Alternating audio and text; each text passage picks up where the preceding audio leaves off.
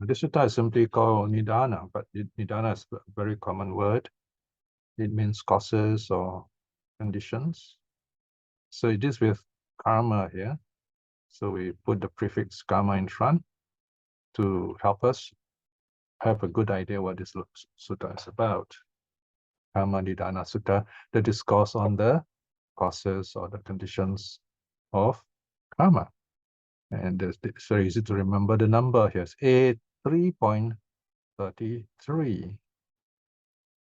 A is Anguttara Nikaya, the numerical collection. 3 is the book of threes. In others, there are 3 things here. Here, the 3 things are the 3 roots. Sutta number 33. Now here you have a different numbering with the Burmese edition. So you got A, Anguttara, and then colon, and then BE. BE means Burmese edition. CE is the Ceylonese or Sinhalese edition, and then SE is the Siamese edition, and then EE is the European edition of PTS, Pali Text Society. So these are different versions, yeah. So the Burmese edition is Sutta 3.34. So their numbering is 1 extra. No? And the theme of this sutta is the seed-like nature of karma. So we're going to look at a bit of karma, remind us how karma works and how we ourselves should understand nature of karma and make sure we have happy, positive karma. Let me start by saying some important remarks about how we should regard karma. Karma, the Sanskrit word is karma. Okay, it means action, work, and so on. It's got a broad meaning. But in religious terms, especially in early Buddhism, karma refers specifically to your intention. Here, intention, we should not take it in a modern psychological way. This intention means there is this drive inside all of us. And basically, we are driven by ignorance and craving. This is our human nature, or even pre-human animal nature in us. And this craving and ignorance, they work as greed, hate, and delusion, the 3 roots. Why the Buddha teaches us about the 3 roots is because this is what is just behind our thoughts, behind our social face. I call this the pre-conscious. Pre-conscious, that means before you actually act, we are motivated by one of these 3 roots, mūla. All these are in your notes in the sutta, okay? Greed, hate, or delusion. Greed is when you feel that something is good and nice and you want it. Hatred is just the opposite. You feel you don't like this person or this thing, and so that's the feeling, right? And then there is delusion. Delusion is a kind of, it's based on ignorance. It's actually ignorance itself, but it's directed towards your sense objects. A bit of confusion, a bit of wrong idea, right? Sometimes we think someone is bad when it's good. Sometimes we think someone is good when it's bad, and so on. So we have this kind of situation. So we always have this kind of 3 negative roots, greed, hate, or delusion. So that's your intention, right? So this is interesting because very often we don't even know we have this kind of negative emotion. You can call them negative emotion if you like. Emotion because they move you into action. So very often, much of the karma we do are out of habit. That means we are not conscious of it. We are not aware of it, right? So this is a very common misunderstanding, right? If you're not aware, it's not karma. It is karma. Let me give you an example. Let's say that there is a murderer who's in the habit of going in the dark at the roadside at night and waylaying people, robbing them, even killing them.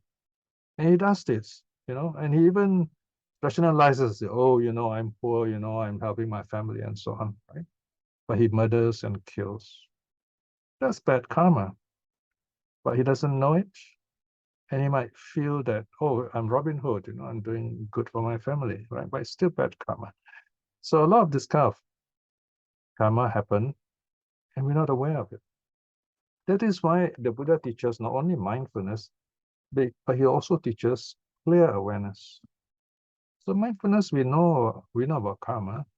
Clear awareness means we know what's going on right now, and we correct it if it is wrong, right? So in face of this kind of rather tricky situation, we should not let our habit take over. That is one reason why we do loving kindness meditation, right? To reverse this negative habituation, to correct our negative habits of getting caught up with greed, hate, delusion. Now, greed and hate are quite easy to deal with. The delusion is a bit tricky. We usually don't even know it is there. And the easiest to deal with, says the suttas, is hatred, anger especially, right? You notice anger. The moment you notice anger, you weaken it, right? So it's like Mara, you say, Mara, I know you. I'm letting go of you. My Mara is ashamed, runs away. So anger is like that. When you know you're angry, you normally will weaken the anger, and you feel better that way. It's just like when someone is angry, what do? We say, oh, you're angry, right? And this person will say, no, I'm not angry, right? It's actually angry. So angry is very easy to correct, to clear, right? But it is quite bad, quite destructive, right? So this is the nature of anger. And greed is a little bit more tricky, right? We sometimes don't even know we are greedy, but still, if you know it is good, like taking food, we often like to take the food that we like. We do not know when to stop. So this, when we talk about precepts, when we talk about moral virtue, basically it is about knowing when to stop, when it's enough, basically, right? And this gives you health. So this is, in fact, there's a whole practice based on this. It's called moderation in food. Moderation in food. Bhojana matanyutta. Okay, so eating enough. Okay, not too little, not too much, just enough. Of course, it's quite tricky here, because the suttas tell us, how do the monks do this? They stop eating before they feel full, right? And very often we don't feel full, we just go on eating. So you have to have this kind of feeling of yourself, this sense of yourself. You say, okay, I think I'm about to be full, but I think I feel comfortable, I feel good, it's enough for me, Or another way is you can actually count the mouthfuls. I once tried this, I counted how many mouthfuls I need to eat at one of those hawker centers, and I was counting the number of spoons of rice I would scoop up, about between 20 and 30 scoops, So you just know your amount, an average, and how you feel, and you know whether you need all that food or not. So that's how you adjust the greed aspect of karma, right?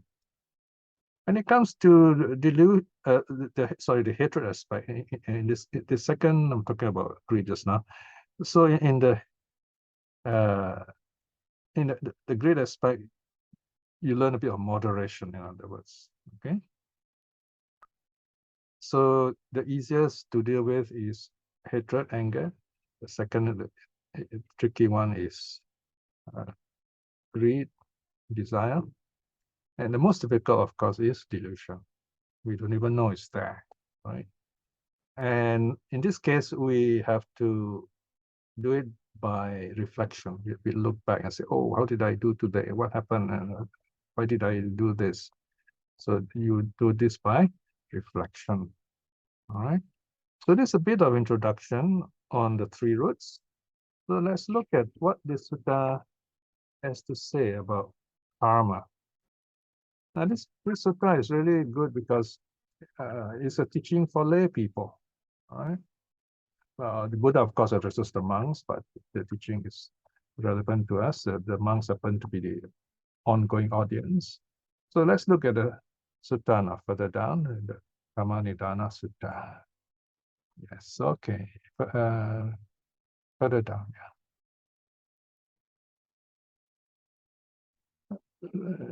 A bit more, yes. Okay, here we are. Kamma Nidana Sutta, the discourse on the causes of karma, A3.33. So in the first part, we have the Buddha talking about the 3 unwholesome roots.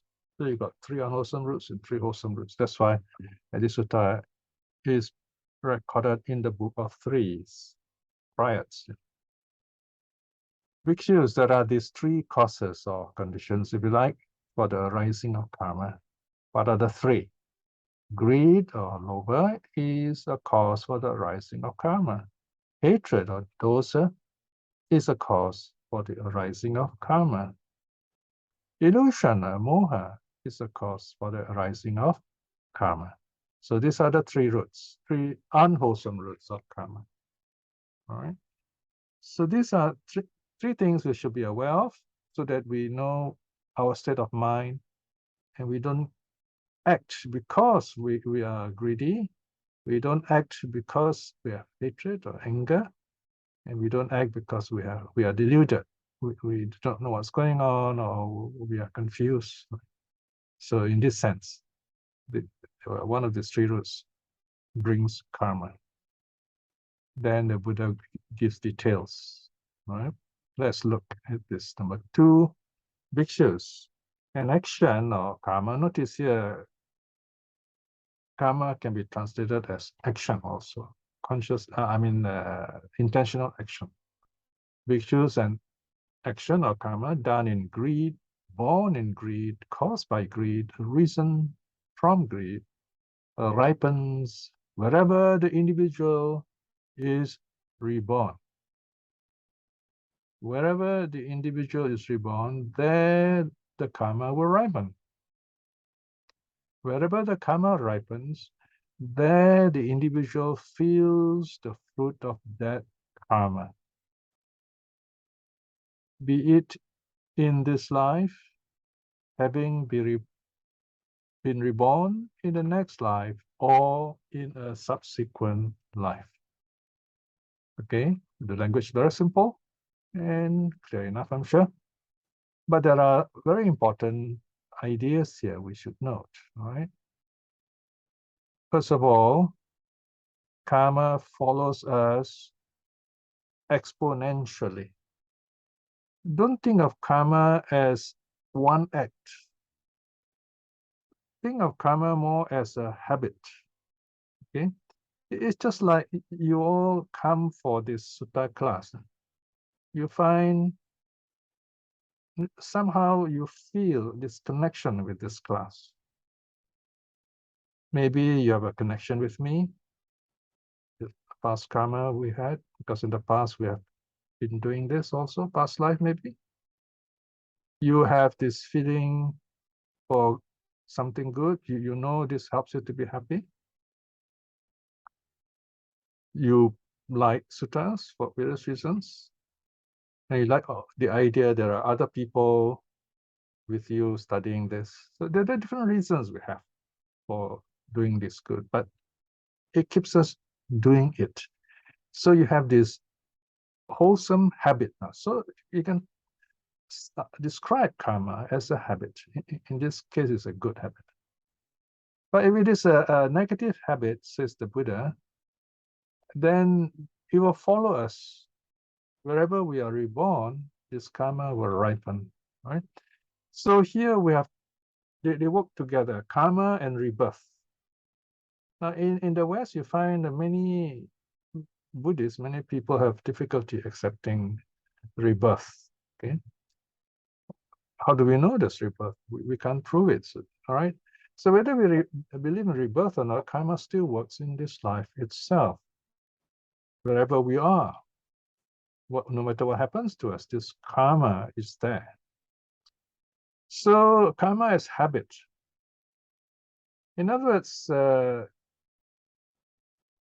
when we are in the right situation, this karma will ripen. Now you notice that in the top of the sutta, I mentioned that the theme, the karma is like seeds. We'll come to that in a little later. So this karma will ripen like seeds. So you notice this ripen is a kind of agricultural metaphor, right? This karma ripens whenever the conditions are right. So it's not like you do one bad karma and then you got to pay back that one bad karma. It's not like that. It's worse than that. When you get angry, chances are you'll get angry again. And then when you get angry again, you're going to even get more angry the next time. So it builds up like that. That's why we've got to stop right away that negative act that is rooted in greed, hatred, or delusion. So and once this habit opens up the doors of our action, the three doors, body, speech, and mind, action of body, speech, and thoughts, then this karma will flood into our lives. That's another thing. It never, what do they say? It never rains but pours. The rain pours down, okay? So karma also acts like that. You'll be very lucky if you notice this little bit of karma coming in and then it ripens and then it goes away. You know, you've done really other good karma is very strong. You hear a lot of stories, you know. But often karma will ripen and you have all these bad things coming and then you have to deal with that. Right, later on, I will tell you more, try to explore how we can deal with that, all right? So this karma, born of greed, born of hatred, born of delusion, they will fruit wherever you are reborn. So it doesn't just remain in this life. In future lives, imagine how much karma we have done from so many lives. So we are a creature of habits. Now there is a bit of controversy here, right? That's in the last line of each verse. Be it in this life, having been reborn, or in the next life, or in a subsequent life. Now I've translated this in a rather open way, okay, quite free. From the sutta, and you can look at the notes in the introduction also, the sutta actually talks now about two kinds of karma in terms of time. That is at present karma, future karma. Oh yes, of course you can talk in terms of past karma if you like. So you have three kinds of karma in that sense. Okay, past, present, future. But the commentary and some teachers actually interpret this last line as three kinds of karma. In other words, you have present life karma, be it in this life, okay, and then the next life, that means the very next one, or some future life. So they divide into three karma, three kinds of karma in terms of time. There's nothing serious wrong view about this. It's just this idea that there are so many kinds, and so there are these three kinds. But if you look at the notes carefully, the sutta only talk about two kinds in this verse, either present life or future life. Of course, future life you have many lives, right? So it's not wrong to say next life. In other words, what we do now will condition how we are reborn in next life. Or this karma will follow us like a shadow in the future lives. That can happen too. In the lives, many, many lives to come. Now, the thing is this. So in this life, let's say we live a rather negative life, you know. Depends how we behave. The precepts protect us if we keep the precepts well. Now, if you're in the habit of killing, you have hobbies that kill, and you enjoy killing, that is really bad. That is karma rooted in killing, right? So this killing is a violent thing. So it's associated with the hell beings. So if we have that kind of negative habit of killing, of course, causing wars and killing thousands of innocent people, that's really bad. So in this life itself, we have this mind of a hell being, or an asura, if you like. The asura also violent. So we enjoy violence. We feel great because we can start wars, very powerful, right? But then we're not really human when we talk psychologically here. We have this violent drive with no fear of killing, no respect for life. So imagine this kind of mind, this hell being mind in a human body. The good karma, our body is past karma, by the way. There's one sutta which says our bodies are past karma because we have done lots of good deeds in the past. So we inherit this, we have this human body. But this mind is negative because thinking of killing, right? Of course, you cannot think of stealing and have confused ideas about things, superstition, fear, and so on. So this mind is that of a hell being, violent, or all the time fear and ignorant, not wanting to learn things, especially good, happy, wholesome things. We only think of what to do right now, gain some things, find food and get good food and so on, the kind of very materialistic life that's very animal-like.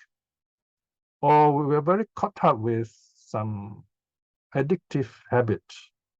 Gambling is a very good example. Getting drunk and so on, right? So then we become a preta-like life. Preta-like life, right? So you have this kind of negative habits and you get caught up with this subhuman kind of habit of playing.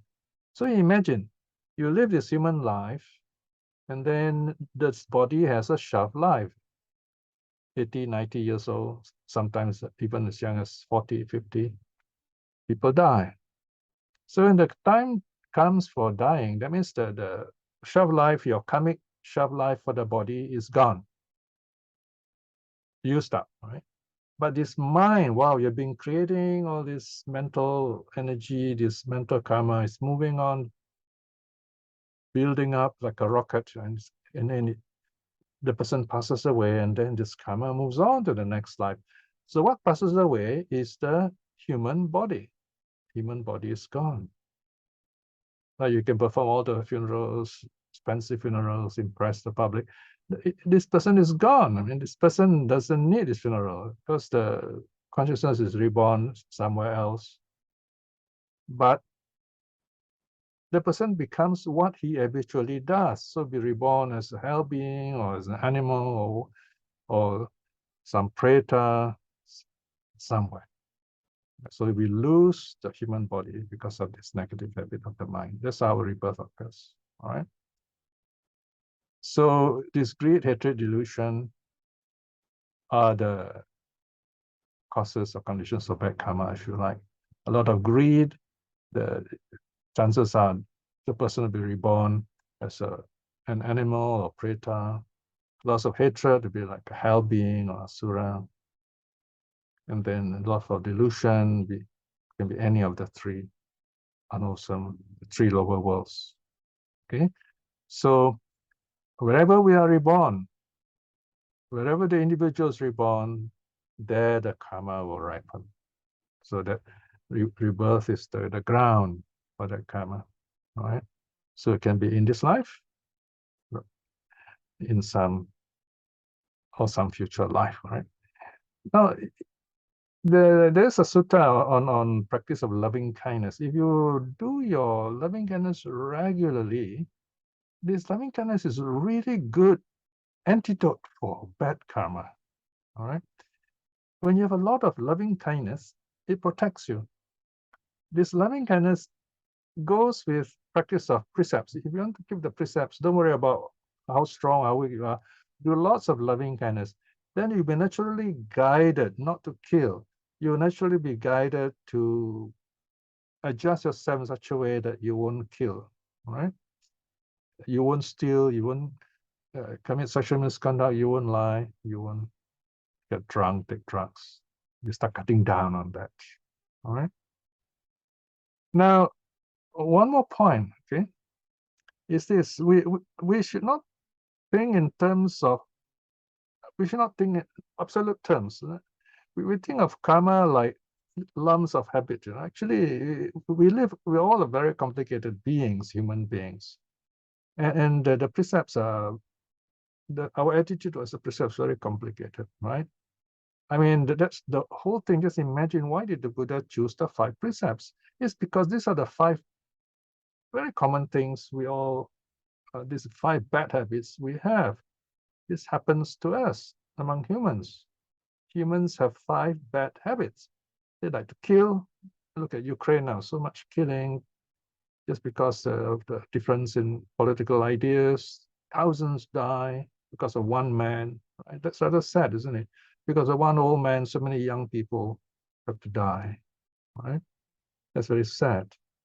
Then, so there's this habit of killing since ancient times. The habit of stealing, taking the not given in different ways, committing sexual misconduct. Even religious people commit it. Even children are not safe in the churches and so on. And then lying, it's very common, right? And of course, confusion, getting drunk. So there you are. These are 5 things we have to watch out. Make sure we do not get into trouble with these 5 negative habits, because somehow these precepts are broken through greed, hatred, or delusion. And breaking the precepts is what's going to push you on to those subhuman states.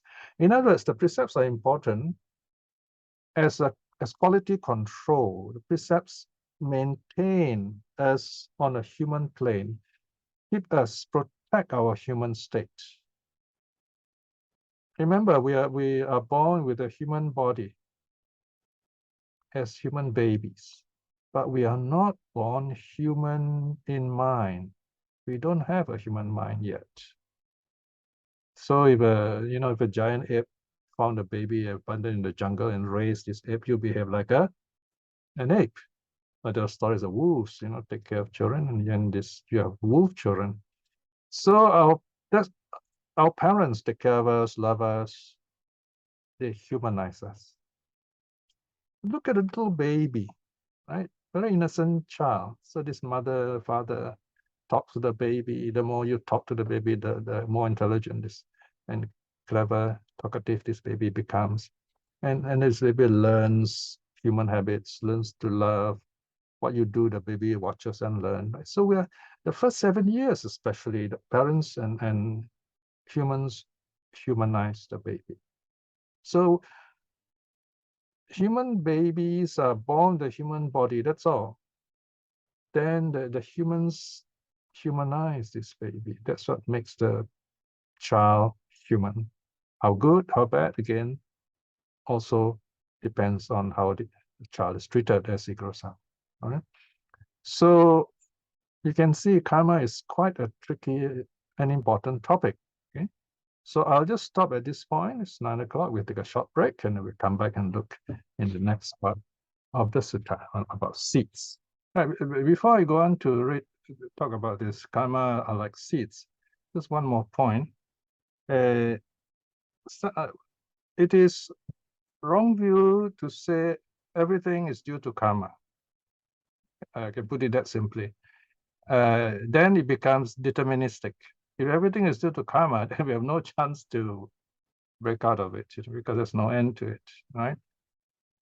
In other words, 2 things condition us: present conditions and past karma. Okay, of course, the present also create new karma. all right? But basically, we will say past karma, present conditions. Let's say a baby, so someone wrote about this, a baby is born sickly, all right? We can only speak generally, both past karma and present conditions. Maybe in some past karma done by this baby, and perhaps the parents also, this baby is born sickly.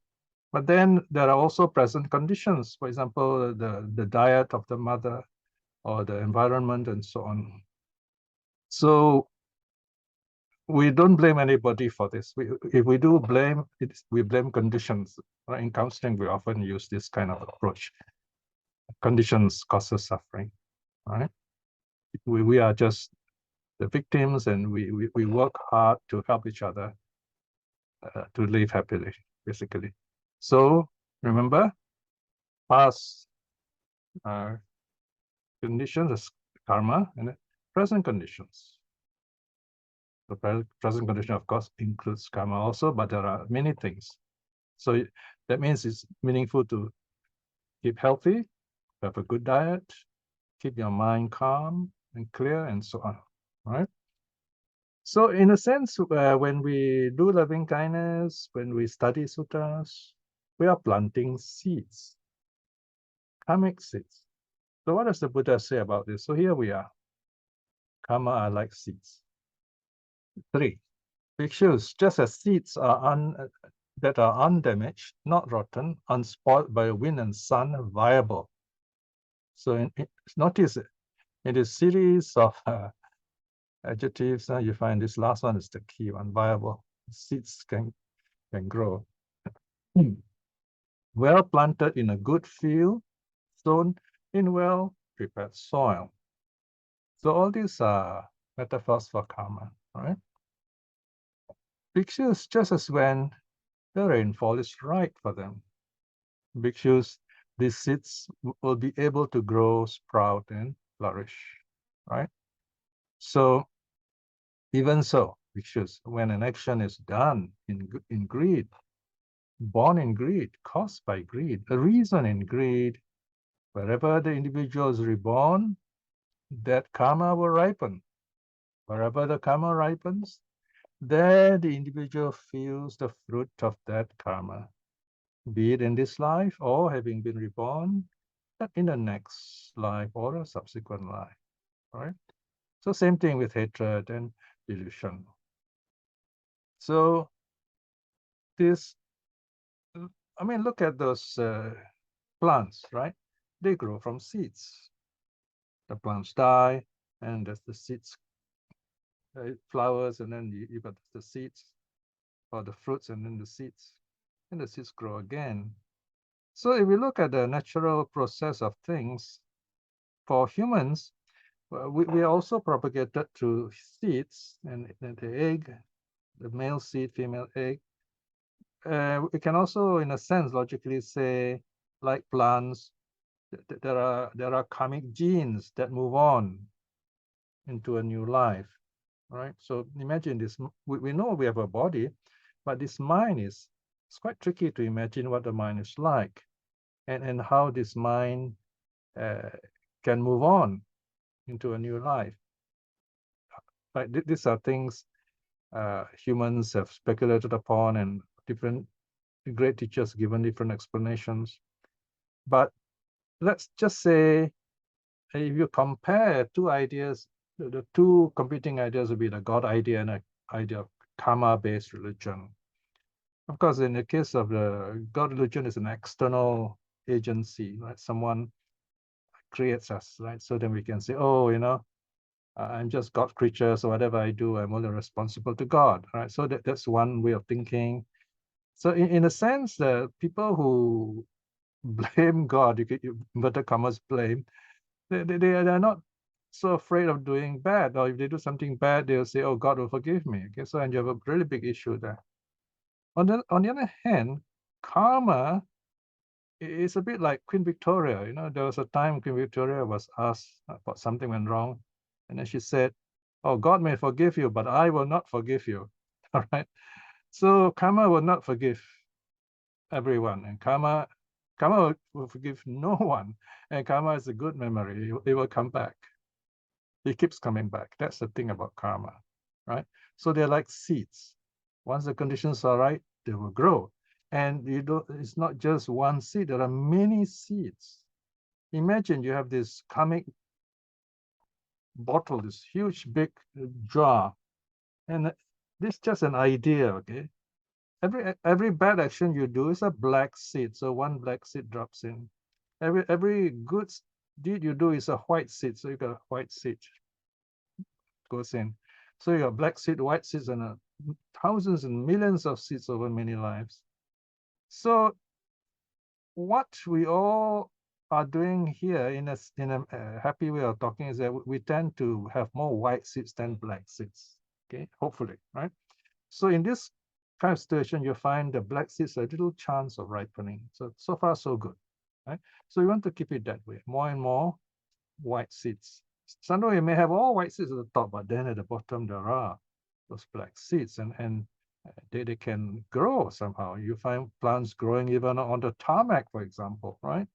So when the conditions are right, there is rain and water and the soil is good, these seeds will grow. So we don't know when this karma will ripen, just at the most inconvenient moment, let's put it that way, all right?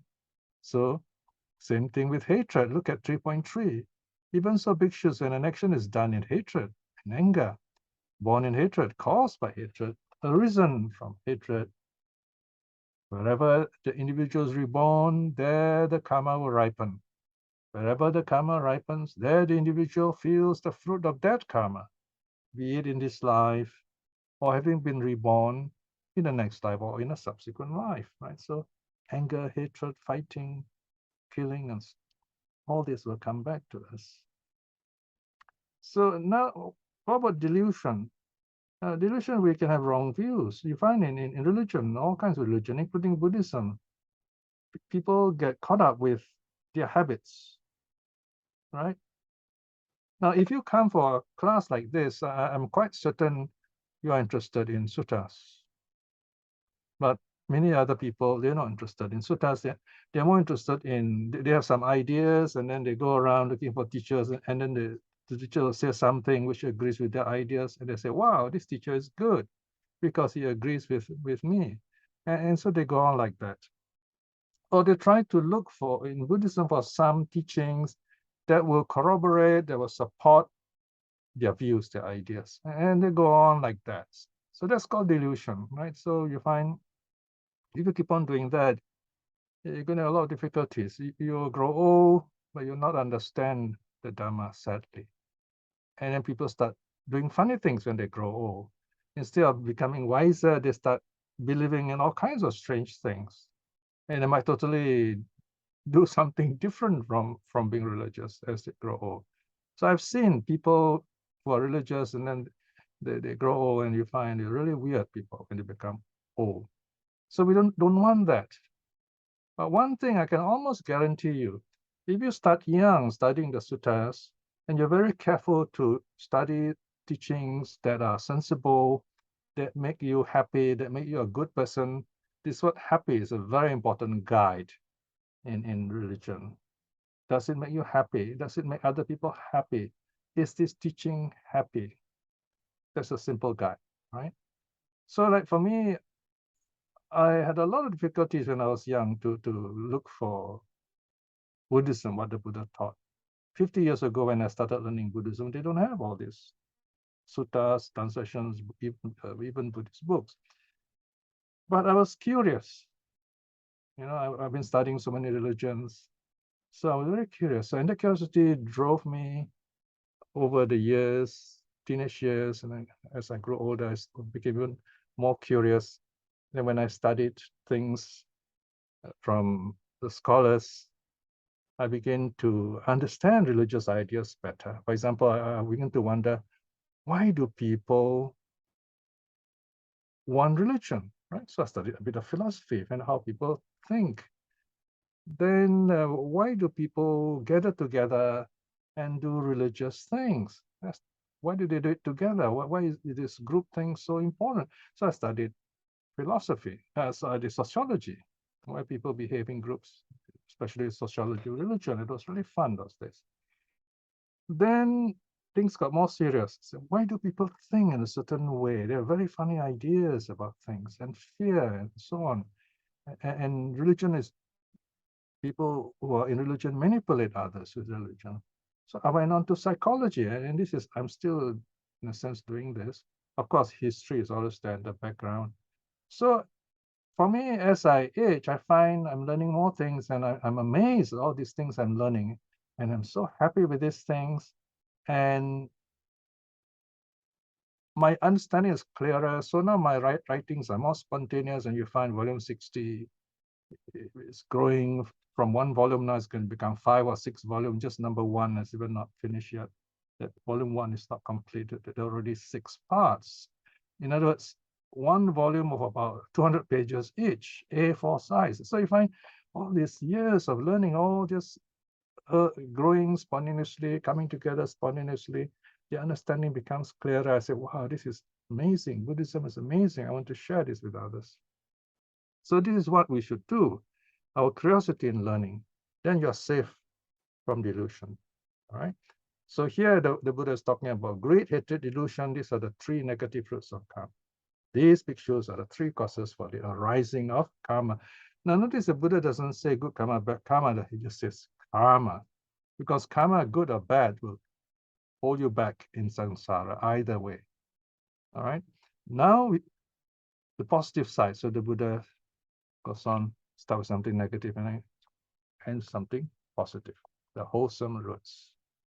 Which shows there are these 3 causes for the arising of karma. What are the 3? Non-greed is the cause for the arising of karma. Non-hatred is the cause for the arising of karma. Non-delusion is the cause for the arising of karma. Okay, let's go down a bit. Okay, so here you have noticed this is what is called apophatic language, negative language. You find a lot of this in the Buddhist texts. Instead, the Buddha says non-greed, non-hatred, non-delusion. And then the precepts are also stated negatively. Avoid killing, avoid stealing, avoid sexual misconduct, avoid lying, and avoid getting drugged and drunk, right? It's a practical kind of philosophy here. We start by not doing bad. So sometimes the moral conduct is called the stop aspect of our life. Stop. We stop killing, stop stealing, and so on. Right? We don't do it. We know when to stop eating, for example. Right? So the wrong thing is in the being excessive. You must know when to stop as a lay person. I mean, right? That way you keep the precepts. So the language is negative in that sense. But there is a positive side to it. So when you look here at number 5, again, internally you have 1, 2, 3. Oops, there's a bit of number wrong here. I'll make a note, should be 3 here, not 4. No? Bhikshus, in the case of an action, karma, done in non-greed, and then there's a square brackets, charity, right? So the meaning here includes it's not just it's not transposable, it just includes charity. Born in non-greed, in other words, doesn't have greed as the condition or the cause. Caused by non-greed, arisen from non-greed. Once greed is gone, okay, notice this very important line. Now, once greed is gone, that karma is thus abandoned. Cut off at the root, made barren like a palm tree stump, rendered unable to come into being of a nature not to arise again. These 2 lines refer to the Arhat, actually. All right. So I have a young Buddhist, a wonderful young Buddhist, who tells me one day he went to buy breakfast and he saw a monk with the alms bowl nearby, and he quickly gets some breakfast and puts the breakfast to the monk's bowl. So that's an act of charity. And I say, oh, how wonderful it is, sadhu. So I'm also sharing in that goodness. So that is karma born of non-greed, right? So, but then that non-greed is just for the moment, you see. And later on, I can get angry or I get selfish. So off and on, come and go. Karma is like that. But then the Buddha says, once the greed is gone, in other words, it doesn't arise anymore, cut off like a palm tree at a stump. This is the case of the Arahant. Or the seeds are burned, right? And then the dust thrown into the water, never to arise again. That's the Arahant. Karma doesn't trouble the Arahant anymore. Whether it's good karma or bad karma. Because if there is a good karma, there's also bad karma. They go together like that, right? So, same thing with non-hatred. Bhikshus, in the case of an action or karma done in non-hatred, born in non-hatred, caused by non-hatred, arisen from non-hatred. Once hatred is gone, that karma is thus abandoned, cut off at the root, made barren like a palm tree stump, rendered unable to come into being of a nature not to arise again. Now, you may think you come here and do a bit of loving kindness, or it's just a few minutes, we do about 20 minutes. But then this loving kindness you have created will stay with you, and you recall it. It comes you, it's going to guide you in a lot of things in the future, and you'll be surprised how it will protect you. I'm sure if you spend time with your friends who are practitioners, they'll tell you beautiful, inspiring stories about their practice. And then number 3, non-delusion. Bhikshus, in the case of an action or karma done in non-delusion, born in non-delusion, here meaning wisdom, right? And everything is the same. So once the delusion is gone, that karma is abandoned, cut off like a palm tree stump. So here's the cultivation of wisdom. You come here, you're learning the suttas, right? They're not easy to learn, but you have a better idea of what's going on. You have practical understanding. So you're building up this understanding. And in time to come, when you hear other teachings which are difficult, you can understand them better because you have this background of learning. It's like you have learned your ABC and your numbers, so you find it easier to learn. And humans are capable of learning. So if we don't use that ability, we lose it. Then we devolve into the subhuman planes, right? Now the Buddha goes on to talk about total destruction of karma. So it is in the case of the Arhat. Bhikshus, just as seeds that are undamaged, not rotten, unspoiled by wind and sun, viable, well planted in a good field, sown in a well-prepared soil. If a person were to burn them in a fire, the fire reduced them to ashes. Then the ashes were winnowed in a strong wind. Let it fly in the wind. So, or he were to let the ashes be carried away by swift currents in the stream. So notice these beautiful images. No? The Buddha is saying, all the seeds are gone, right? No chance of them coming back anymore. In this way, bhikshus, these seeds are cut off at the root, made barren like a palm tree stump, rendered unable to come into being of a nature not to arise again. So that's the Arhat. No more good karma, no more bad karma, right? So in this sense, the Arhat is beyond good and evil. That's the meaning here. So this is where some rather confused teachers say, oh, certain highly attained teachers are beyond good and evil. They can do anything and they're not wrong. So there's a totally confused idea. It's not like that. Here the Arhat is beyond good karma, beyond bad karma in this sense. So you will naturally be a good person.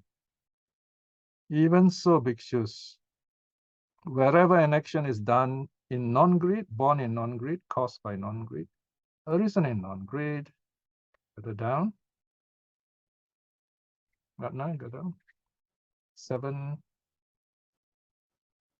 Once greed is gone, that karma is thus abandoned, cut off at the root, made barren like a palm tree stump, rendered unable to come into being of a nature not to arise again. So same thing with non-hatred, right? It arises once non-hatred is gone. There is no more non-hatred. The karmic roots are gone. And same thing with non-delusion. Okay? I just read through once, okay, so that we at least hear the suttas. Even so, bhikshus, wherever an action is done in non-delusion, born in non-delusion, caused by non-delusion, arisen from non-delusion, once delusion is gone, that karma is thus abandoned, cut off at the root, made barren like a palm tree stump, rendered unable to come into being of a nature not to arise again. These bhikshus are the three causes for the arising of karma. All right, so actually it's more like the causes of the ending of karma. And then the sutta closes with 3 verses, like a summary, a grand finale, if you like. Whatever karma the ignorant has done, born of greed, born of hatred, and born of delusion, whether little or much, is felt right here. No other ground is found. Okay, it's felt right here. Here means in this body, in your own body. You yourself will experience it, not someone else. We do not experience someone else's karma as a rule. There's a bit of controversy here, see, because we all, like now, we are gathered together here and we are listening to the sutras. And I'm the one talking to you. So we have some kind of good karma here, a collective karma, a group karma. So my conclusion is there is a group karma in the sense that each of us gathered together, but each of our minds are different. We are individuals, see? But it overlaps at some point. It's very tricky. I can't tell you how it overlaps, but it does somehow, because we all want to hear the suttas. You all have been following the suttas for the last 2-3 years, right? And that says a lot. So we have done some good karma, helping each other. We live together. We gather together to listen to the sutras. So we have created this wonderful good karma as a group. But each of you is doing this by yourself, for yourself. All right. So you will enjoy this karma by yourself, for yourself. Now, let me explain these letters here a bit. Now, if you look at the Pali, I purposely put the Pali here to encourage people to learn Pali. It also helps us to check the translation. So this is A, B, C, D, E, F, like that. Okay, this is the convention. So now, if you look at the first line here, it says C. That means this, whatever karma the ignorant has done, this is the one. Yang tena pakatang karma. Okay, and then it's not strictly like that, but it's a guide. Okay, so then born of greed, born of hatred, will be A, right? So here, so to make it sound good in English, this is what I've done. I put a bit of guide for it here. And born of delusion is B here, okay? And now we go to the next verse, you find there is D and then AB. That means this second line comes from 2 lines combined. Therefore, the wise should abandon any act, born of greed, born of hatred, and born of delusion. A monk, meaning a practitioner, meditator, giving rise to wisdom, abandons all suffering states. There you are, no more rebirth here. And once you see Ewang, you know the sutta is done. Thus it is, it's finished. All right. So that is teaching on karma. Okay, we have half an hour, so it's time for your questions. Thank you, Piya. Sister Isim, now you take over the Q&A session, please. Thank you, Sister Ratna. Thank you, Teacher Piya, for the sutta teaching on Kamma. The first question from Brother LCO.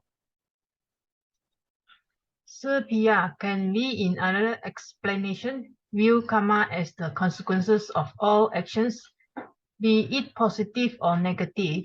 In other words, karma is like an equation formula, deriving the results. Hence, if we eat without consideration, then we result in bad health. If we work smart, work hard, then we reap what we sow. Are these a form of karma too? Generally speaking, of course, yes, we can say that. But that last part you quoted about as we sow, so we shall reap. This is very interesting, all right? This saying is found in the Samyutta also. As we sow, so we shall reap. Now, the irony is, this is not a Buddhist teaching, this particular verse. It's actually a curse done by some rishis, some very powerful holy men in the story. The story goes that these rishis, they are meditators, so they got all this kind of powers, the story goes. They were living by the ocean, and then these asuras are fighting, and they come out, they live in the ocean, the story goes, and then they come out, and then they really devastate everything. So these poor rishis, their home also will be destroyed. So they knew the asuras were going to fight with the devas. So their leader went to see the asura leader and say, oh, please don't fight this area, or better, don't fight at all, and don't damage our dwelling place, you know. But the asuras very nasty, you know. They say, oh, you all look up to Sakra, to the devas, you know.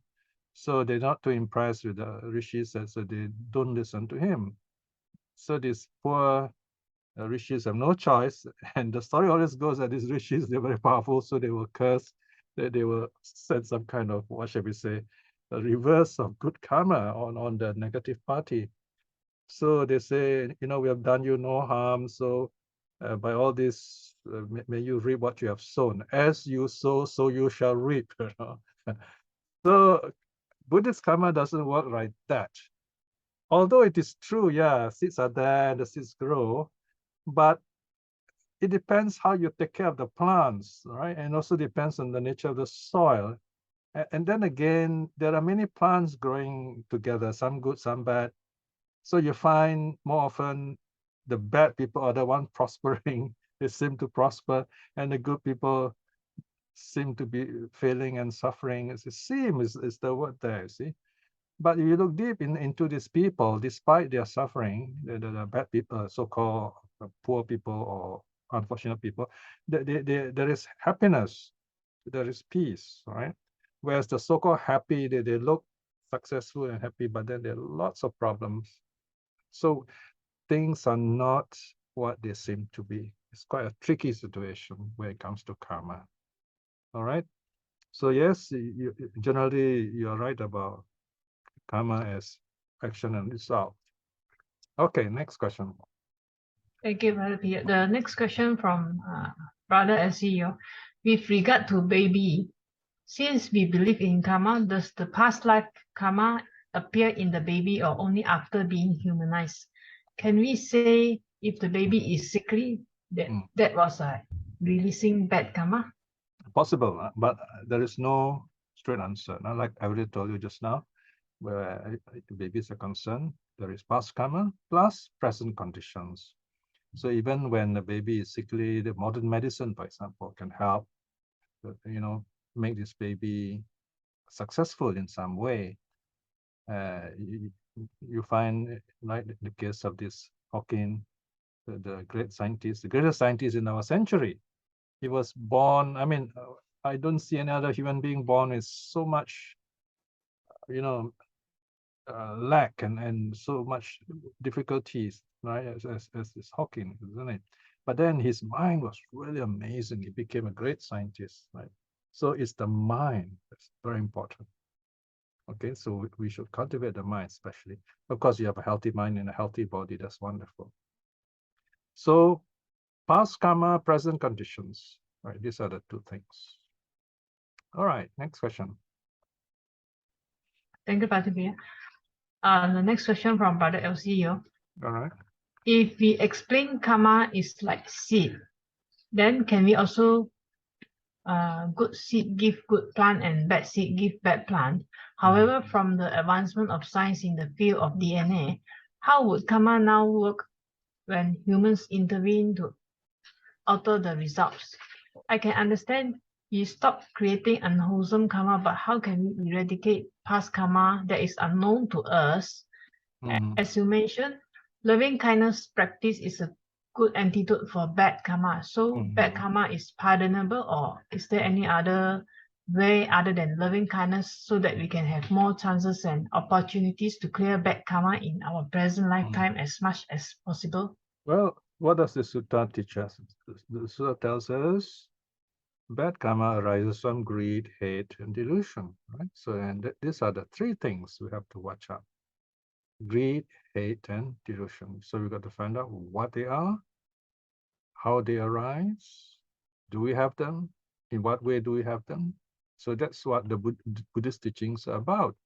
When we practice the precepts, the idea of keeping the precepts is to reduce the rising of these three negative roots, right?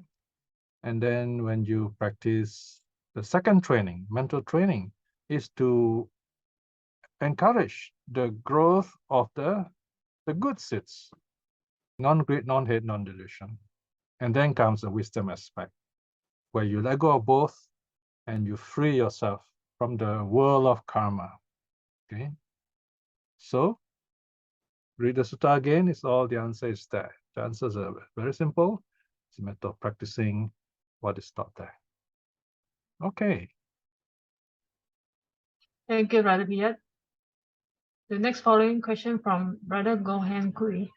Yeah. Okay, Brother Piya, how do we close the gap between what the Buddha teaches about karma or karmic results and the teaching on the four imponderables or unfathomable, of which the third is on the results of karma, bracket Anguttara Nikaya 4.77, as the mundane right view encompasses the right view of ownership of action Okay. or karma. Right. This is a very learned Buddhist. So here, in simple words, we can never know the workings of karma. We won't know when the karma will ripen and how it will ripen. So karma is one of those things we cannot really think about. We cannot really know. We can know some things. We can explain after the fact, but that's about it in terms of knowing karma. But on the other hand, we can prevent bad karma from rising, and this sutta teaches us that karma is our actions, right? So notice the whole Buddhist training is just about preventing bad karma. What is moral training about? Cetasika. It's about body and speech, the body door, speech door. So we first train through our body and speech not to create bad karma through greed, hatred, delusion. So we start from there by keeping the 5 precepts. So simple as that. There's no magical answer here. That's the practice. That's what the Buddha is telling us. And then the second training in samadhi here, meaning meditation, mental cultivation, or in case if you're busy, you have no time to meditate, you have difficulty meditating, then you practice mindfulness. For example, cultivating loving kindness, being kind to people, habitually kind, then you find you are less willing to break the precepts, to get into trouble, right? So when you cultivate your mind to strengthen non-greed, non-hate, non-delusion, then you are more assured not to fall into that rut of bad karma. So even though we do not know, we cannot really predict karma, we are better prepared in that way. So that way we close the gap between what we know about karma and what we don't know about karma by our present action. Through moral training, body and speech are safe, and through mental training, through mindfulness, the mind is safe. All right, so both, they go together. And then the third aspect is wisdom. Build up your understanding of the Dhamma, and that helps you with the other 2 trainings, training in moral virtue, training in the mind. Okay? Okay, let's take a short break. Ratna, would you like to take a photo? Yes, yes.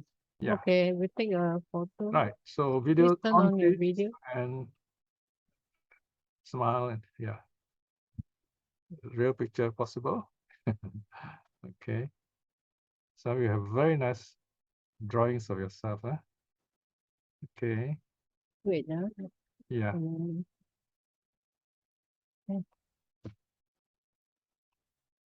Okay, give a good weekend smile. Yeah.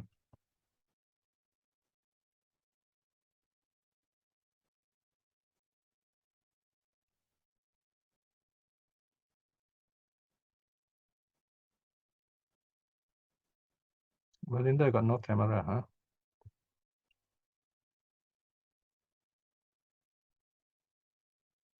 Sorry. Oh, okay. Yeah, well, that's good. Okay, ready? 1, 2, 3, smile. That's good. Thank you. Can Okay, continue with the class right. now. Let's go on then. Any more questions? Thank you, Brother Piya. Yeah. There's no more question in the chat box at the moment. Any brother or sister would like to ask question, you can Yeah, we'll unmute yourself and ask it verbally. 15 minutes more. Yeah.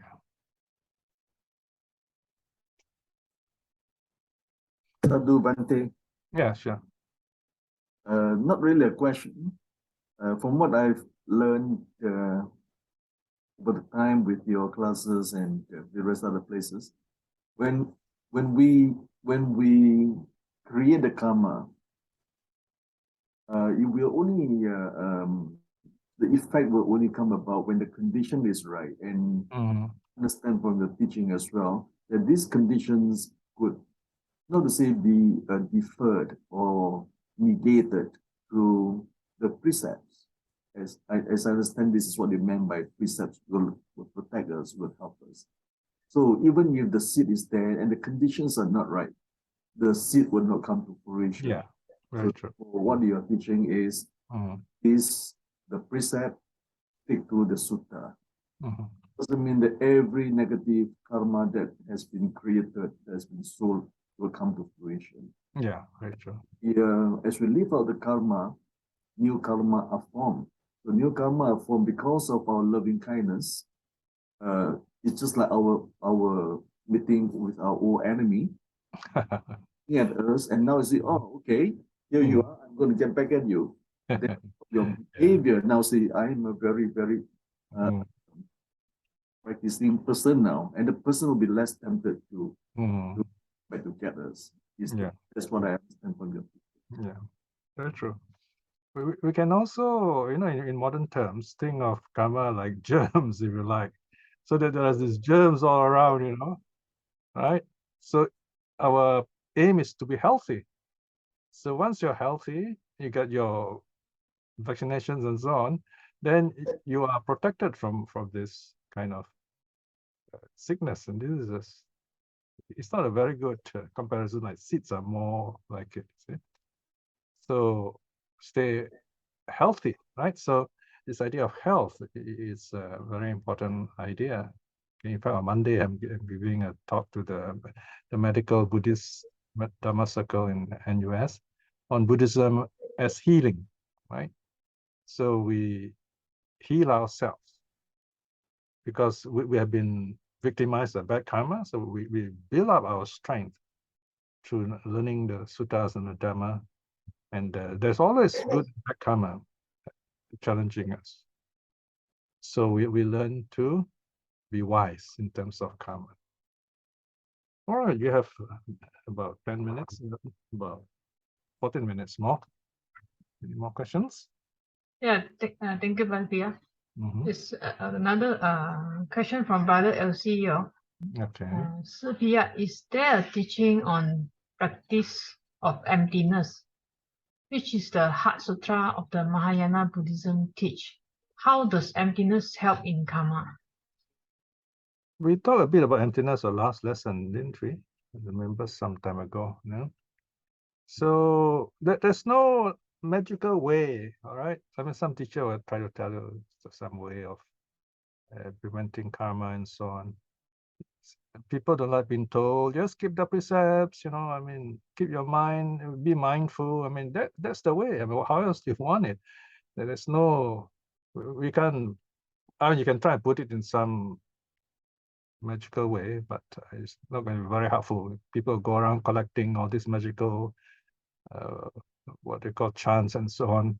statements, very nice, clever statements, but nobody practices them. That's the whole thing. And then when you suddenly grow old, you look back and say, oops, what have I been doing all these years? So don't get caught with that. I mean, you may think you're young now, but years pass very fast. All right. So the teachings of early Buddhism are simple, direct, and clear. And they tell you, do this, don't do that. And that's what we should follow, So emptiness means what? Non-greed, non-hate, non-delusion, right? So there are many ways of talking this, yeah, but in the end, you go back to the simple nitty-gritty of the practice. Not to kill means don't kill. Not to steal means don't steal, and so on. It's simple as that. There's no other way we can say that is practical, right? So keep it sweet and simple, short and simple. That's what early Buddhism is about. Okay, any other questions? Sister Vicky, Yeah. okay, unmute also. Okay, Vicky. Can I ask a question? Yeah. If we try to do something like to correct somebody that is doing wrong, like they are not supposed to smoking in the building, all this, Oh, okay. being part of let's say a committee that we try to stop, and as a result, of course, the people will be unhappy. There will be hatred created. So is this bad karma because we are trying to do something good for the building or for the tenants in the building?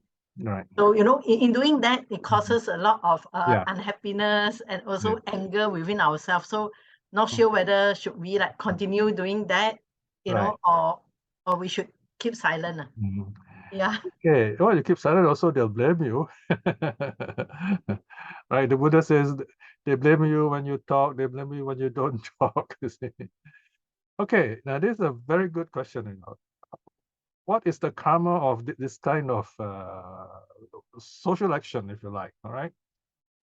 Well, there are a lot of good politicians, statesmen who have done a lot of things for us. You find there are costs to pay, but the good that we get is worth it, isn't it? I mean, you look at the world today, it's generally more peaceful than say a few hundred years ago, because many great people made sacrifices to educate us, and some of them even died in the process. They were killed and murdered in the process of doing it. Whether you, or let me just say, whenever you do good, yes, there'll be the wise will praise you. There are many who will like it. There are also those who just, for the very fact you're doing good, they do not like you. Okay, there are many ways of explaining this, but I think you can use your own imagination. All right. I mean, look at the way I was so interested in studying Buddhism, and yet I was so saddened and surprised that I faced so much difficulties.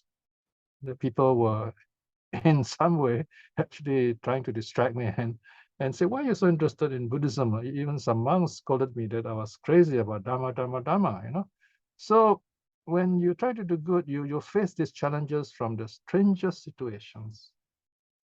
That, in a sense, that is your past bad karma ripening. But then that's all. There's nothing, no big deal about this. You see, nothing's really happening to you. It's just a bit of discomfort, and you have no pride. You don't have to worry about all these things. But the good that is happening to you is well worth it.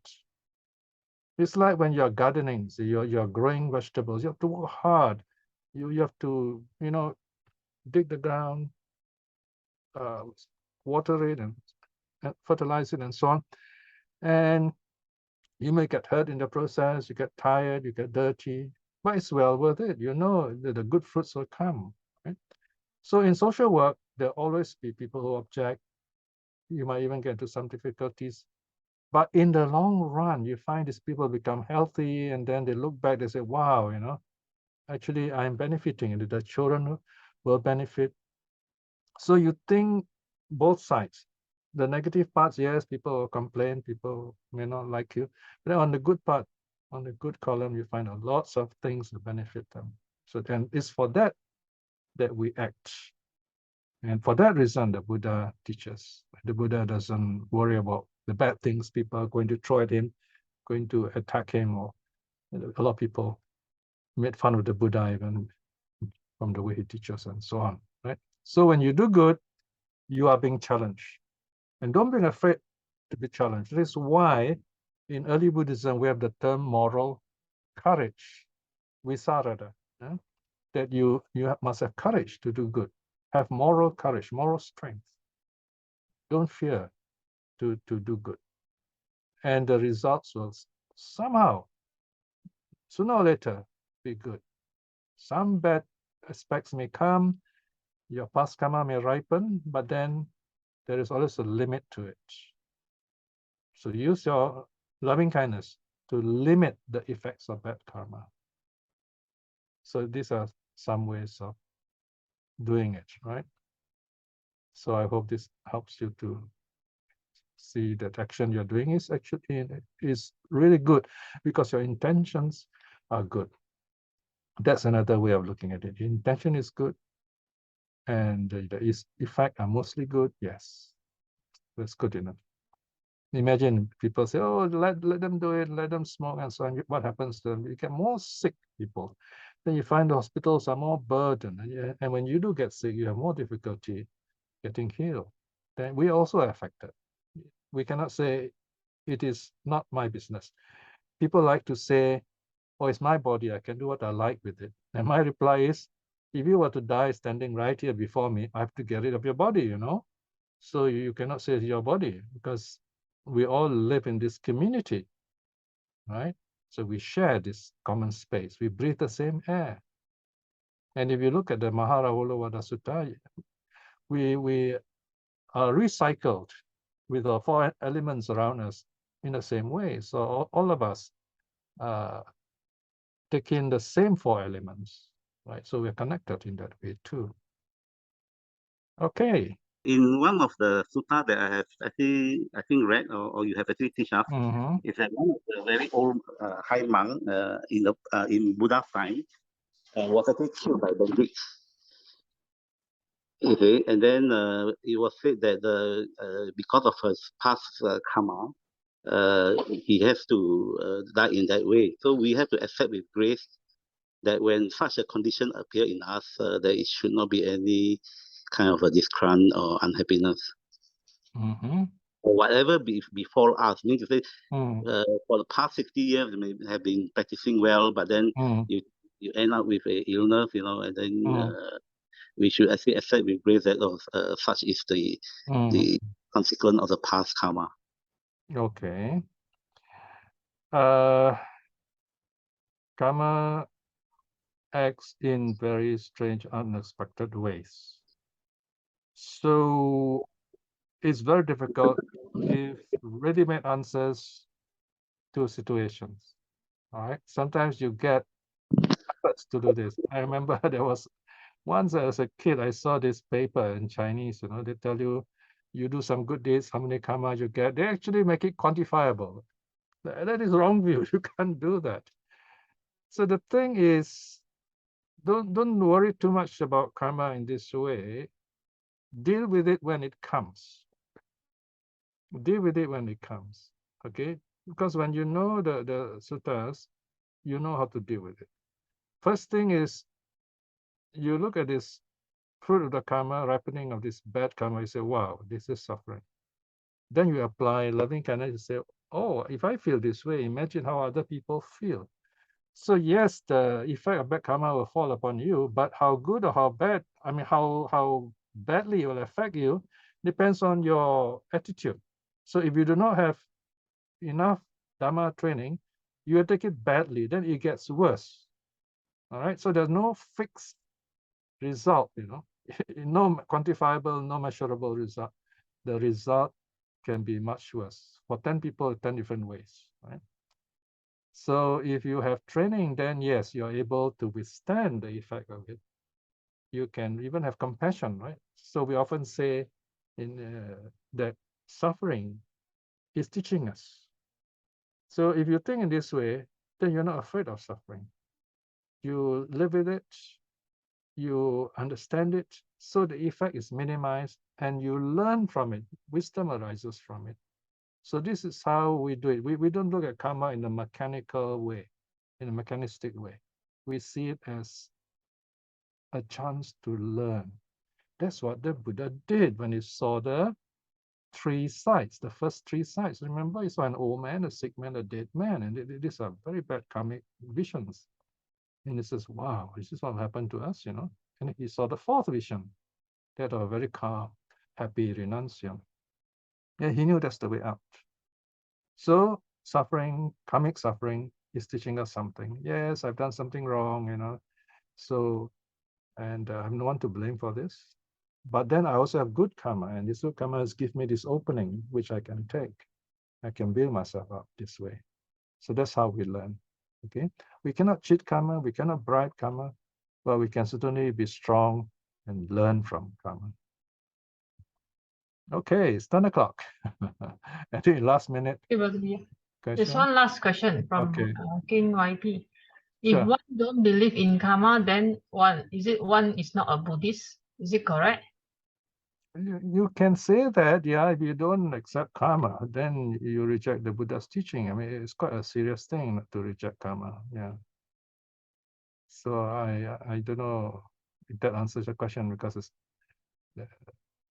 you know, the funny thing is this: if you say I don't believe in rebirth, normally, you know, teachers won't think much about it. In fact, nowadays most modern Buddhists find it difficult to believe in rebirth because you can't prove it. You see, the best we can say is, I don't know, and it's okay to be agnostic here. That is allowed in Buddhism. I don't know, but it is safer to do good than do bad. You see, remember the ending of the, what do you call that, Kamma Sutta, right? The 4 assurances. Why it's better to do good than do bad, right? So even if you don't believe in karma and rebirth, you find if you do good, you don't have to worry about the bad effects of karma because you have been doing good. So whether you're a Buddhist or not, you have done good. So that your result somehow will be good. So that's how the Buddha argued in the ending of the Kamma Sutta. See? So of course, then you got to ask yourself, why don't I believe in karma? And then find out and learn from that and build that up. Some people, they start not believing in it, then later they become really wise and become experts in karma. Then there are those who become scholars of Buddhism and they end up giving up Buddhism, especially when they study all those Mahayana things and philosophies, you know, then they give up Buddhism in the end. So to them, Buddhism is just earning a living. See? So the results can be quite strange, right? So basically, find out why you are in that kind of situation, why you have that disbelief or whatever. All right. So I think we end here. Okay. So shall we? Thank you, Brother Piya. I think that's all. Thank you. Thank you, Sister Aisin. So now we'll conclude our class with the reflection and closing puja. Okay, now we have this beautiful picture in front of us, the Buddha in the forest, right? So you can see how peaceful the Buddhist life is. And we have taken that path, that seed today, and it's a great joy. This is the ripening of our good karma to be able to be here, to be at peace, to recite the 3 refuges and the 5 precepts, do some meditation, and then listen to a sutta and ask questions, right? So remember all this good you've done today. This is your good karma.